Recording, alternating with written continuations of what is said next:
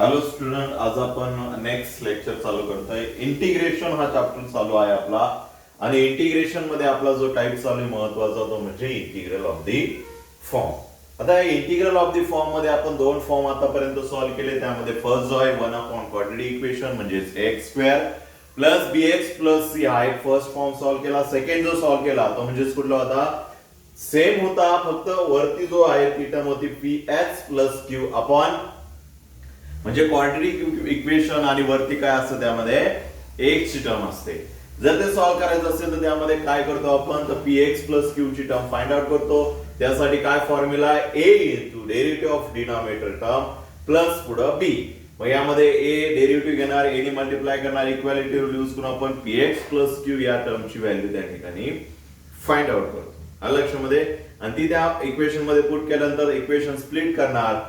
First साठी directly खालच्या टर्मचा derivative वरती येतो, म्हणजेच त्या ठिकाणी इनव्हर्स सबस्टिट्यूशनचा फॉर्म्युला यूज होतो.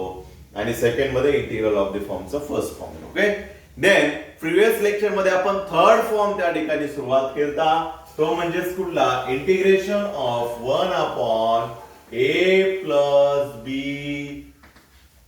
sin x और cos x किंवा दोन्हीही टर्म मध्ये काय असणार, त्यामध्ये cos x किंवा sin x च्या टर्म प्रेझेंट असणार. हा या टाइपचं इंटिग्रल ऑफ द फॉर्म आपण सॉल्व्ह केलं. यामध्ये लक्षात ठेवा, इथं कंपल्सरी कॉन्स्टंट व्हॅल्यू प्रेझेंट असते. अदरवाइज ते एक्झाम्पल आपण ट्रिग्नोमेट्रीने जसं सॉल्व्ह केलं त्या टाइपचे होणार. म्हणजे या ठिकाणी जर 1 प्लस sin x असेल तर आपण काय करतो, त्या ठिकाणी त्याचं रॅशनलायझेशन, ट्रिग्नोमेट्री व्यवस्थित बघा, त्या ठिकाणी आपण सॉल्व्ह केलेले या टाइपचे एक्झाम्पल. ओके, मग हा जर फॉर्म असेल तर आपण ते सॉल्व्ह कसं करतो, तर सिंपली त्यामध्ये सबस्टिट्यूशन करणार. मग सबस्टिट्यूशन काय करतो, यामध्ये सिंपली सबस्टिट्यूशन आहे. काय त्यामध्ये सबस्टिट्यूशन जे आहे, कसलं सबस्टिट्यूशन करतो, तर सगळ्यात आधी x इज इक्वल टू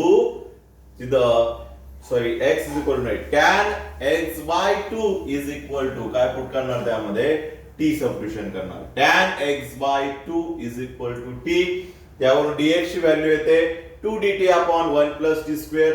मधले डेरिव्हेटिव्ह नाही लिहिली तरी चालेल.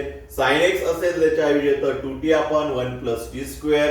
cos x असेल तर त्याच्या ऐवजी येतं 1 minus T square upon 1 plus T square.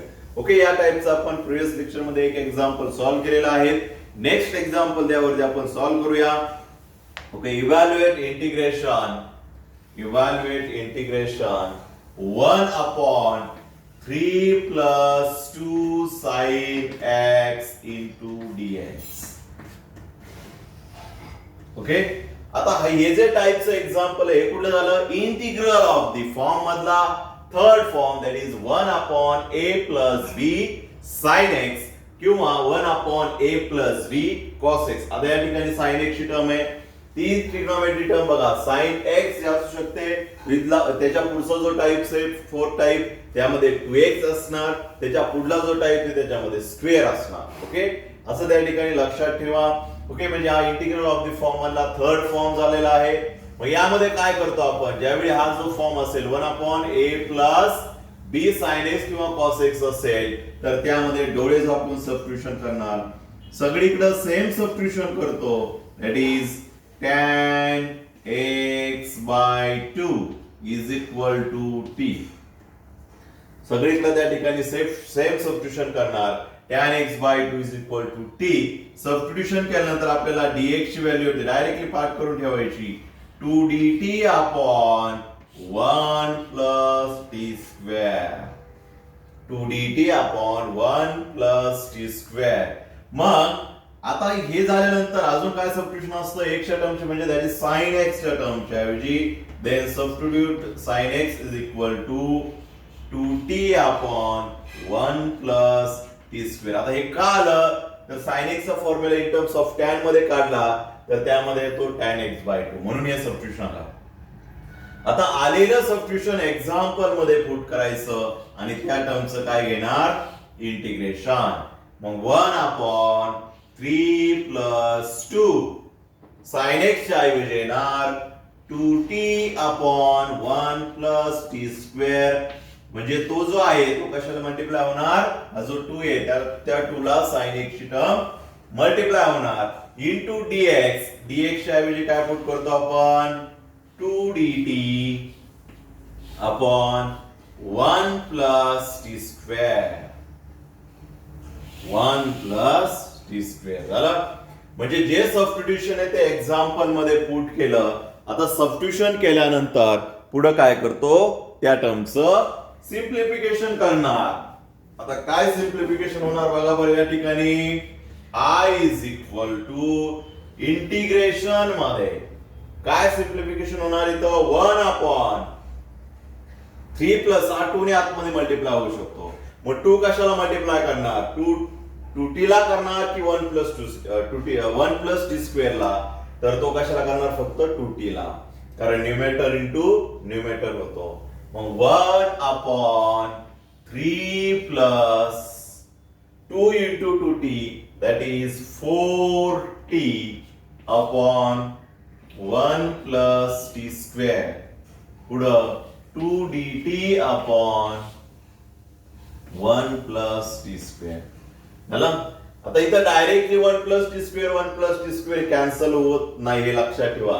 कारण काही वेळेस आपण घाई गडबडीमध्ये काय करतो इथं 1 plus t square आहे याला मल्टिप्लाय ही टर्म दिसते म्हणून डायरेक्टली कॅन्सल नाही.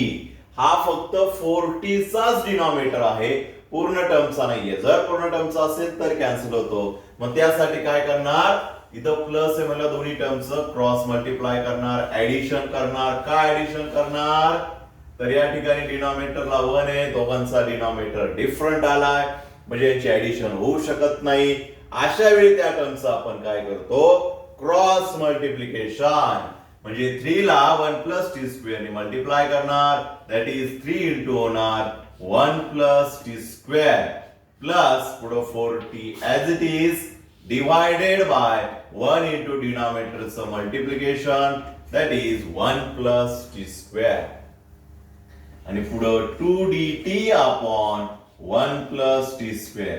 आणि मग आता 1 plus T square 1 plus T square cancel होणार. आता सिम्प्लिफिकेशन काय होईल बघा. आता इथं 3 जो आहे 3 ने आतमध्ये मल्टिप्लाय करायचं. मग तो कशाला होणार 1 ला होणार का टी स्क्वेअर ला होणार तर दोन्ही टर्मला. कारण ज्यावेळी आपण ब्रॅकेटच्या बाहेरच्या टर्मने आतमध्ये मल्टिप्लाय करत असतो त्यावेळी दोन्ही टर्मला तो मल्टिप्लाय होत असतो. म्हणजे ज्यामध्ये ब्रॅकेटमध्ये जेवढ्या काही टर्म आहेत त्या सगळ्या टर्मला मल्टिप्लाय होत असतो. That is 3 into 1 3 into plus T square that is 3t square झालं. इकडे मल्टिप्लाय होणार नाही कारण ती सेपरेट टर्म आहे. झालं. पुढं 1 प्लस टी स्क्वेअर कॅन्सल झालेला आहे. 2 कॉन्स्टंट जो आहे तो आपण इंटिग्रेशनच्या बाहेर नेणार. रिमेनिंग राहिलं या ठिकाणी फक्त dt. काय राहिलं या ठिकाणी रिमेनिंग dt. आता व्यवस्थित बघा खाली जे आपल्याला खाली जो टाइप राहिलेला आहे स्क्वेअरची टर्म आधी लिहिणार आपण 3t स्क्वेअर प्लस 4t आणि लास्टला कॉन्स्टंट लिहिणार. व्यवस्थित बघा आता हा जो टाइप्स आहे हा कुठला टाइप्स राहिलेला आहे तर इंटिग्रल ऑफ द फॉर्म मधला फर्स्ट फॉर्म. कारण 1 upon x square plus bx plus c हा टाइप राहिलेला आहे.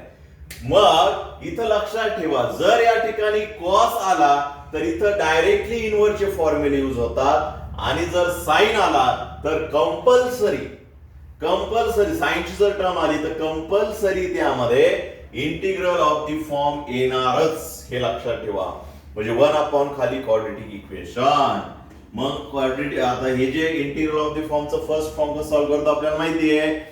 फक्त त्यामध्ये x आपण जे सॉल्व्ह केलं त्यामध्ये x होता इथं आलाय t बाकी काही चेंज नाहीये.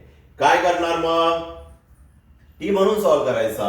इथं जो स्क्वेअर आहे x चा स्क्वेअर दिला आपण तिथं चेक केला त्याचा कोएफिशियंट 1 आहे की नाही. इथं पण सेम t स्क्वेअर चा कोएफिशियंट 1 आहे का चेक करायचं. नाहीये 1. मग अशा वेळी काय करतो तो आधी 1 करून घेणार तरच आपण त्या ठिकाणी सॉल्व्ह करायला सुरुवात करणार.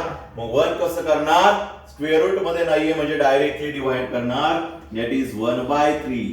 इंटिग्रेशनच्या आतमध्ये जेवढ्या टर्म आहेत सगळ्यांना तो डिवाइड करणार. कॉन्स्टंट सोडून बाहेर येतो त्याला बाहेर नाही करायचं आतमध्ये.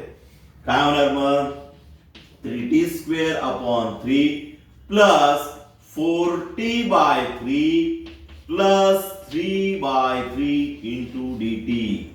आतमध्ये जेवढ्या टर्म आहे त्या सगळ्या टर्मला काय करणार आपण divide. Integral of the form first. बघा मी काय म्हणलो होतो इंटिग्रल ऑफ द फॉर्म हा येणारच मोस्ट ऑफ फॉर्म मध्ये येतो इंटिग्रल, त्यासाठी आपण तो सुरुवातीला सॉल्व्ह केलेला आहे.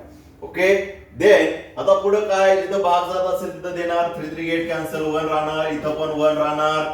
1/3 जो कॉन्स्टंट आहे तो बाहेर घेणार, दॅट इज 2 ला तो मल्टिप्लाय होणार 2 इंटू 1/3. इंटिग्रेशन मध्ये काय राहणार 1/3 बाहेर गेला 1 अपॉन काय राहील खाली t² प्लस 4t/3 प्लस 1 राहिला पुढं. काय राहिला पुढं 1. देन 2/3 इंटिग्रेशन मध्ये. आता पुढं काय करतो यामध्ये लक्षात ठेवा, आपण डायरेक्टली स्टेप लिहू. काय करणार यामध्ये ज्यावेळी आपल्याला खाली क्वाड्रॅटिक इक्वेशन भेटतं आणि स्क्वेअरची जी व्हेरिएबल आहे जो स्क्वेअर दिलाय त्याचा कोएफिशियंट 1 येतो, काय करतो यामध्ये थर्ड टर्म फाइंड आउट करतो. Then find third term.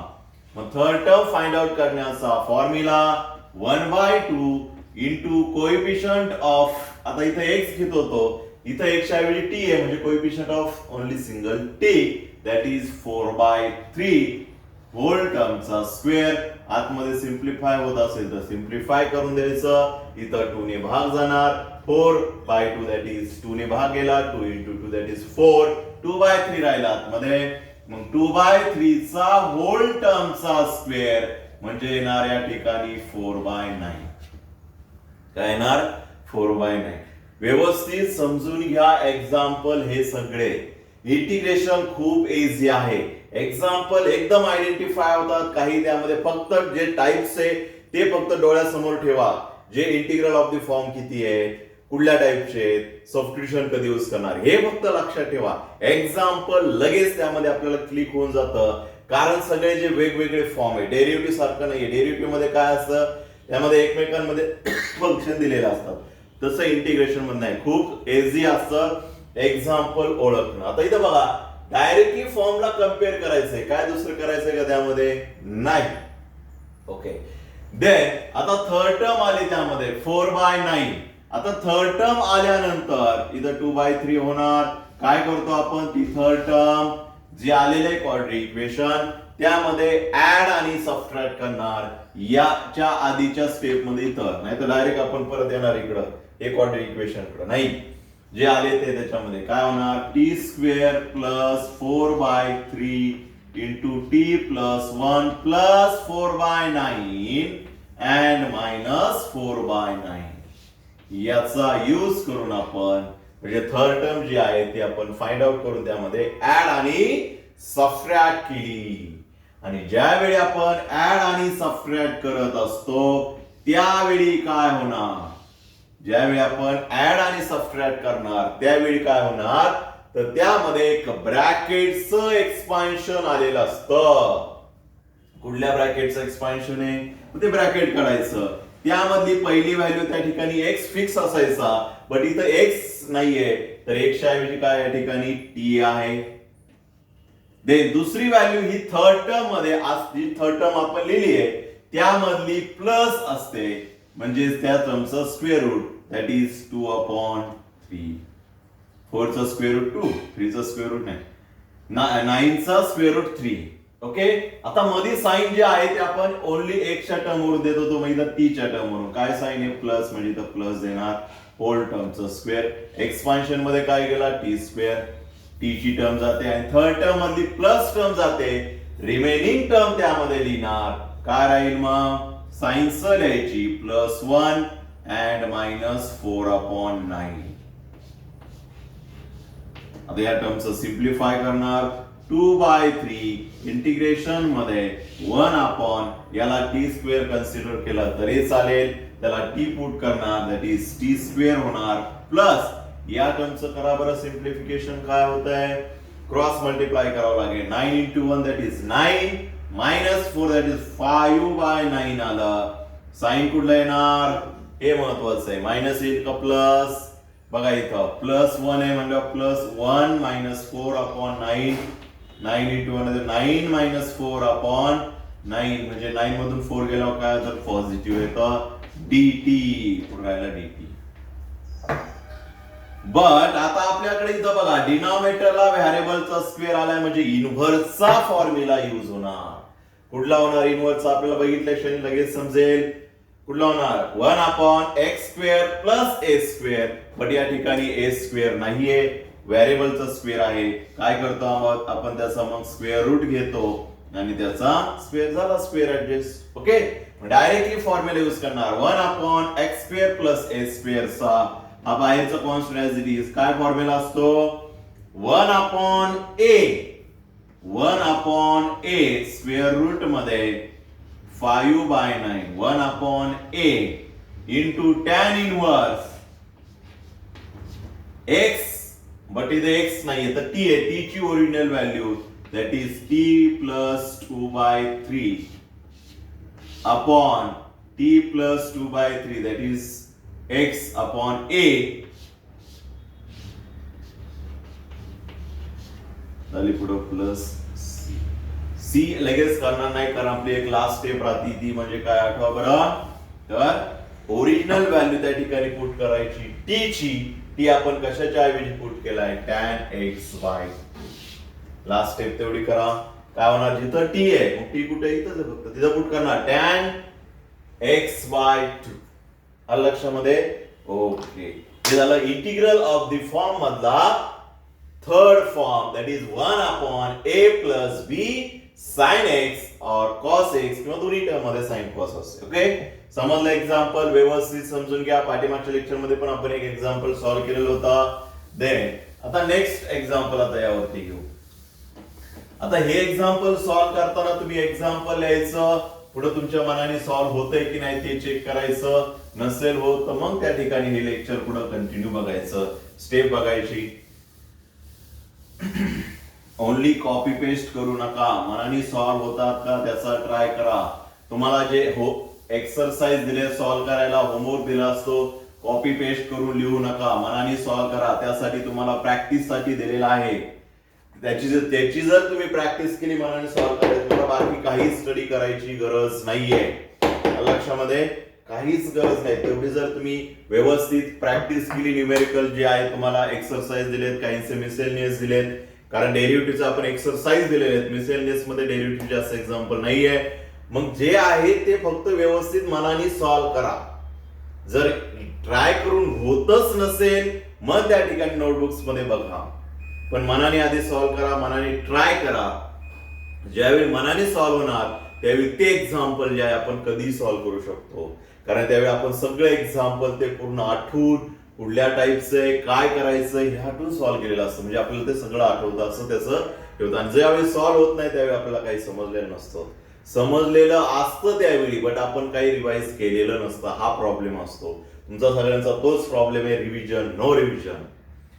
त्यासाठी रिव्हिजन करा, प्रॅक्टिस करा, न्यूमेरिकल सॉल्व्ह करा. जेवढे न्यूमेरिकल सॉल्व्ह करता येईल तेवढे न्यूमेरिकल सॉल्व्ह करा. एकदम इझी आहे, काहीही अवघड नाही याच्यामध्ये. फक्त तुम्हाला एक्झाम्पल मोठाले वाटतात बट एकदा प्रॅक्टिस करा, दोनदा प्रॅक्टिस करा, उलट ते इझी वाटणार सॉल्व्ह करायला. काहीच नाही त्याच्यामध्ये स्टेप मध्ये. सिंपल कॅल्क्युलेशन आहे. फक्त त्यामध्ये फॉर्म आठवायचा आहे, फक्त काय करायचंय त्याच्यामध्ये एवढंच आठवायचंय, बाकी काही नाही. बाकी ज्यावेळेस खाली जे सॉल्व्ह करतो ते सगळ्या टाइम मध्ये सेमच आहे. त्यामध्ये सिम्प्लिफिकेशन करावं लागतं. ओके, आणि फॉर्म्युले महत्वाचे आहेत. आणि इंटिग्रेशन मध्ये महत्वाचं म्हणजे फॉर्म्युले देखील जास्त युज होत नाही. आतापर्यंत फक्त स्टँडर्ड फॉर्म्युले आणि इनव्हर्सच फॉर्म्युले सगळीकडे चालू आहेत बघा. इनव्हर्स फॉर्म्युले खूप युज होतात. इनव्हर्स झालं, सबस्टिट्यूशन झालं, हे दोन टाइप्स आहे. इनव्हर्स म्हणजे integral of the form. Inverse हा इंटिग्रल ऑफ द फॉर्म मध्ये जातो. हे दोन टाइप जर परफेक्ट झाले इंटिग्रेशन मध्ये, बाकी काहीही कुठला टाइप जो आहे तो एकदम इझी आहे. बाकीचे त्याच्यामध्ये काहीच अवघड नाही. ओके, देन आता आपण नेक्स्ट एक्झाम्पल घेणार आहोत. आता आपण दोन टर्म त्यामध्ये असेल असे एक्झाम्पल घेऊ. That is integration 1 upon 2 plus cos x minus sine x. म्हणजे अशी पण टर्म असू शकते बघा, त्यामध्ये साइन कॉस एकत्र आहे. डिफरंट पण आहे आणि एकत्र पण असू शकतात त्यामध्ये. ओके, म्हणजे हा जो टाइप झाला, कारण इथं जर मायनस साइन नसता किंवा कॉस एक्स नसता तर इंटिग्रल ऑफ द फॉर्म होत नव्हता, कारण दोन्ही टर्म एकत्र दिल्यात म्हणून हा इंटिग्रल ऑफ द फॉर्म झाला. आलं लक्षामध्ये? ओके, आता या टाइपचं आपण सॉल्व्ह करू, कारण यामध्ये आपल्याला दोन्ही आहे, साइन पण आहे आणि कॉस पण आहे. ओके, देन आता बघा या टर्मचं इंटिग्रेशन कसं घेणार. कुठल्या टाइप्स होतंय, खाली साइन कॉस आहे म्हणलं इंटिग्रल ऑफ द फॉर्म मधला थर्ड फॉर्म जो आता आपण सॉल्व्ह केलंय. काय करतोय त्यामध्ये डायरेक्टली सबस्टिट्यूशन करणार. काय सबस्टिट्यूशन करतो, tan x by 2 is equal to t. काय सबस्टिट्यूशन करतो, tan x by 2 is equal to t. या टर्मचं सबस्टिट्यूशन केलं. सबस्टिट्यूशन केल्यानंतर आपल्याला डायरेक्टली व्हॅल्यू भेटते ती म्हणजे dx ची. काय व्हॅल्यू भेटते, 2dt upon 1 plus T square. इथं कन्फ्युज होणं काय, या व्हॅल्यू कुठून आल्या काय. आपण पहिल्या लेक्चरमध्ये ज्यावेळी इंटिग्रल ऑफ द फॉर्म चालू केलेला त्यावेळी व्यवस्थित तुम्हाला प्रत्येक टर्मचा डेरिव्हेटिव्ह घेऊन सांगितलेलं आहे, पण ते डेरिव्हेटिव्ह प्रत्येक वेळी घ्यायची गरज नाहीये, डायरेक्टली हे लक्षात ठेवायचं. आता यामध्ये बघा, ज्यावेळी cos x असेल, cos x असेल तर काय पुट करतो, 1 minus T square upon 1 plus T square. आणि ज्यावेळी sin x असेल त्यावेळी, आता यामध्ये दोन्ही पण टर्म आहे म्हणजे आपल्याला cos x आणि sin x च्या ऐवजी देखील पुट करणार आहे 2t upon 1 plus T square. दोन्हीही टर्म त्यामध्ये सबस्टिट्यूट करणार आहोत आपण. ओके, देन आता हे जे सबस्टिट्यूशन एक्झाम्पल मध्ये पुट करायचं, फक्त काय होईल या ठिकाणी, i is equal to integration मध्ये 1 अपॉन डिनॉमिनेटरला 2 प्लस cos x च्या ऐवजी काय येणार, 1 minus T square upon 1 plus T square.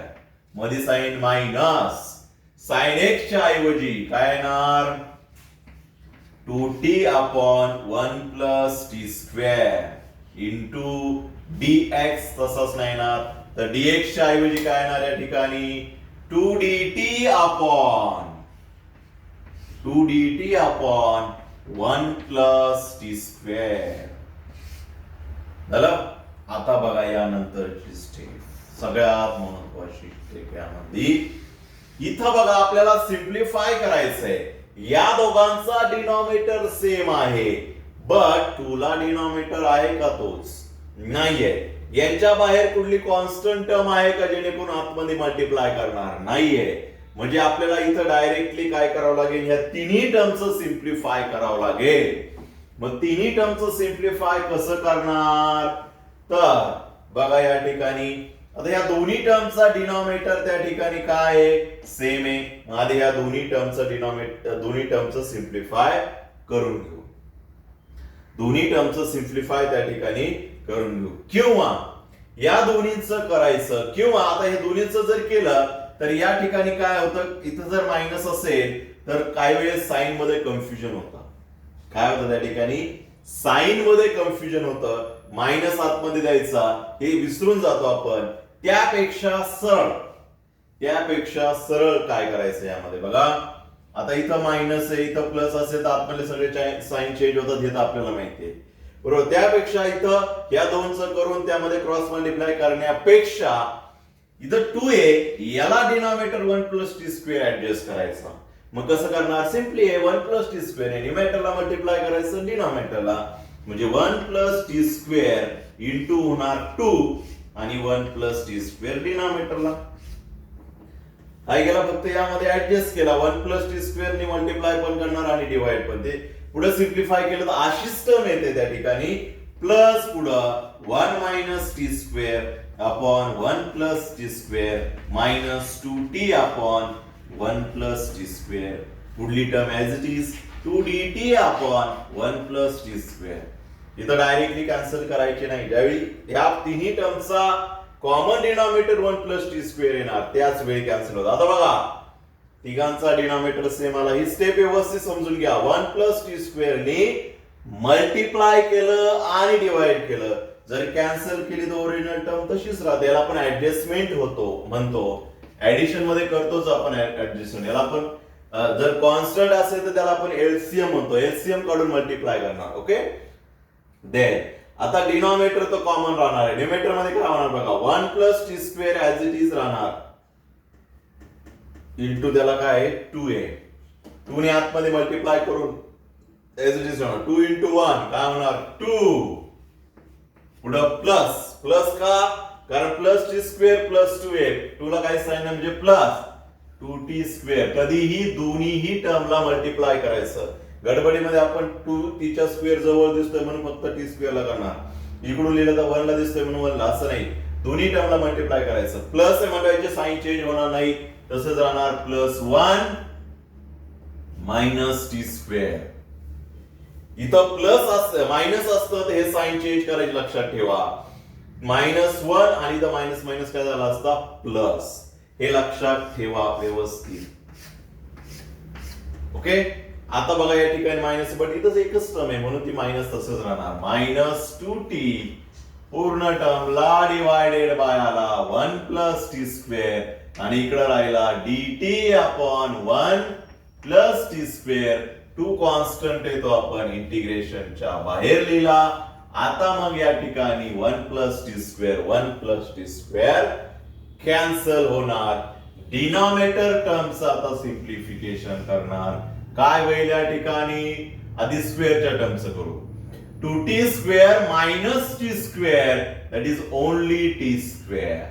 आता t ची टर्म आहे का या ठिकाणी, कुठं टी स्क्वेअरचं झालं सिम्प्लिफिकेशन. 2t आहे मायनस 2t आहे, साइन स लिहायची. पुढं 2 कॉन्स्टंट काय अजून plus 1 that is plus 3. 1 plus T square तर गेला, काय राहिला फक्त या ठिकाणी dt. व्यवस्थित बघा, आपल्याला पुढलं इक्वेशन भेटलं. परत इंटिग्रल ऑफ द फॉर्म मधला first form that is 1 upon quadratic equation भेटलं. बट यामध्ये आपल्याला डायरेक्टली इथं टी स्क्वेअरचा कोएफिशियंट 1 भेटला. मग एकदम इझिली डायरेक्टली आपण थर्ड टर्म फाइंड आउट करणार. काय थर्ड टर्मचा formula, 1/2 into coefficient of x that is t, किती आहे -2, होल टर्मचा स्क्वेअर, 2 गेट कॅन्सल, रिमेनिंग राहिलं -1 चा स्क्वेअर 1, थर्ड टर्म आली त्यामध्ये 1 दॅट इज 2. इंटिग्रेशनच्या बाहेरचा हा कॉन्स्टंट शेवटपर्यंत तसाच द्यायचा. थर्ड टर्म आल्यानंतर काय करतो, त्या टर्म मध्ये आपण प्लस ऑर मायनस इंटू होणार या ठिकाणी dt. चला 2 इंटिग्रेशन मध्ये 1 अपॉन टी स्क्वेअर -2t काय होणार या ठिकाणी, आपण डायरेक्टली काय करू, ब्रॅकेट लिहू. ओके, काय इन ब्रॅकेट, पहिली टर्म तर फिक्स टी, दुसरी टर्म थर्ड टर्म आलेली त्याचा स्क्वेअर रूट म्हणजे 1च येणार. मध्ये साइन टी ला जे साइन येते मायनस होल टर्मचा स्क्वेअर म्हणजे टी स्क्वेअर गेला, टी ची टर्म गेली आणि +1 गेला. रिमेनिंग राहिला +3 -1, डायरेक्टली सिम्प्लिफाय करून तरी चालेल, दॅट इज +2 राहिला. मग इथं फॉर्म्युला कुठला यूज होणार, या पूर्ण टर्मला आपण टी कन्सिडर करतोय, दॅट इज t -1 च्या ऐवजी t म्हणजे 2 into 1 upon T square +2. But आपल्याला लागतो या ठिकाणी कंपल्सरी इनव्हर्सच फॉर्म्युला यूज होणार. बट इथं लागेल आपलं 1 अपॉन x स्क्वेअर तर आहे, बट काय लागेल a चा स्क्वेअर, म्हणजे काय करणार त्याचा स्क्वेअर रूट आणि स्क्वेअर ऍडजस्ट करणार म्हणजे √2 आली a ची व्हॅल्यू. फॉर्म्युला कुठला यूज होणार, बाहेर term as it is 1 upon a that is √2, 1 upon a tan inverse, कारण मध्ये प्लस आहे, tan inverse x upon, but इथे x च्या ऐवजी t येणार, t ची original value that is t -1. He t ची लक्षात ठेवा, कारण t ची ओरिजिनल व्हॅल्यू डायरेक्टली ही नाही पुट करायची, शेवटच्या स्टेपला t -1 upon a that is √2, पुढं 2 अपॉन √2 tan इनव्हर्स, पुढं t ची ओरिजिनल व्हॅल्यू काय येणार त्या ठिकाणी tan x/2 -1 अपॉन √2. चला, हे झालं त्या टर्मचं लास्ट आन्सर. काय वेगळं आहे का, काय नाही, फक्त यामध्ये दोन टर्म एकत्र दिलेल्या आहे. दोन टर्म आपल्याला एकत्र दिल्या आहे. दोन्ही टर्मचं आपण डायरेक्टली सबस्टिट्यूशन करणार. साइन एक्स पण दिली आहे आणि कॉस एक्स पण दिलेली आहे. हे दोन्ही टर्म त्या ठिकाणी एकत्र दिलेल्या आहेत म्हणून आपण दोन्ही टर्मचं त्या ठिकाणी सिम्प्लिफिकेशन केलं. लक्षामध्ये इंटिग्रल ऑफ दी फॉर्म मधला थर्ड फॉर्म लक्षामध्ये व्यवस्थित कसं सॉल्व्ह करायचा. सबस्टिट्यूशन करतो. यामध्ये काय सबस्टिट्यूशन करतो तर tan x/2 is equal to t. हे लक्षात ठेवा. tan x/2 is equal to t. ज्यावेळी cos x sin x असेल आणि dx च्या ऐवजी येतं 2dt upon 1 plus T square. cos x च्या ऐवजी येणार 1 minus T square 1 plus T square. Sine x च्या ऐवजी येणार 2t upon 1 plus T square.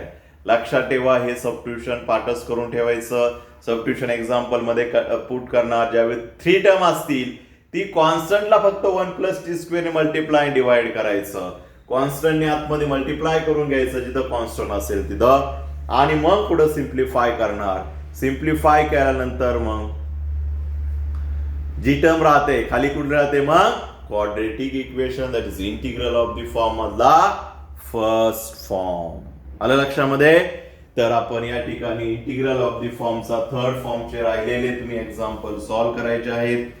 जास्त एक्झाम्पल नाही राहिलेले, दोनच राहिलेले. एक्सरसाइज 3.2 एक्सरसाइज 3.2 बी यामधला बघा क्वेश्चन नंबर सेकंड जो आहे त्यामध्ये 2 आणि 4 यामधला 2 आणि 4 दोनच एक्झाम्पल राहिले ते तुम्ही सॉल्व्ह करायचे. लक्षामध्ये म्हणजे इंटिग्रल ऑफ द फॉर्म मधले आपले 5 एक्झाम्पल होतील. यावरती व्यवस्थित प्रिपेअर करायचे कारण यावेळी हे नवीन एक्झाम्पल आहे. नवीन एक्झाम्पल हे ऍज इट इज विचारू शकतात. एक्सरसाइजच्या बाहेरचे सॉल्व्हच्या बाहेरचे विचारू शकणारच नाही कारण हे या वर्षीच्या नवीन सिलेबस हे नवीन एक्झाम्पल आहेत. मागच्या सिलेबस मध्ये वेगळे एक्झाम्पल होते, हे नव्हते. हे नवीन एक्झाम्पल आहेत. हेच ऍज इट इज विचारू शकतात. त्यासाठी जे एक्झाम्पल आहेत त्यांची व्यवस्थित प्रॅक्टिस करायची. बाहेरचं काही करायची गरज नाहीये. लक्षामध्ये. ओके. तर भेटूया नेक्स्ट लेक्चरला. नवीन टाइप जो आहे इंटिग्रल ऑफ द फॉर्म मधला फॉर्म नंबर 4. आता फॉर्म नंबर 4 काय आहे तर सिंपल इथं x च्या ऐवजी काय असणार फक्त 2x असणार. x च्या ऐवजी काय असणार इथं 2x म्हणजे x ला 2 ने मल्टिप्लाय असणार. बाकी सगळं same. 1 upon a plus b sin 2x किंवा 1 upon a plus b cos 2x किंवा त्याच टर्म मध्ये 1 अपॉन cos 2x ची पण टर्म आणि sin 2x. बट तिघांमधला डिफरन्स लक्षात ठेवा. यामध्ये फक्त sin x cos x च्या टर्म असतात. सेकंड फॉर्म मध्ये 2x असतो. थर्ड फॉर्म मध्ये स्क्वेअरच्या टर्म असतात. ओके. तर भेटूया नेक्स्ट लेक्चरला नवीन टाइप्स. हे एक्झाम्पल सॉल्व्ह करा.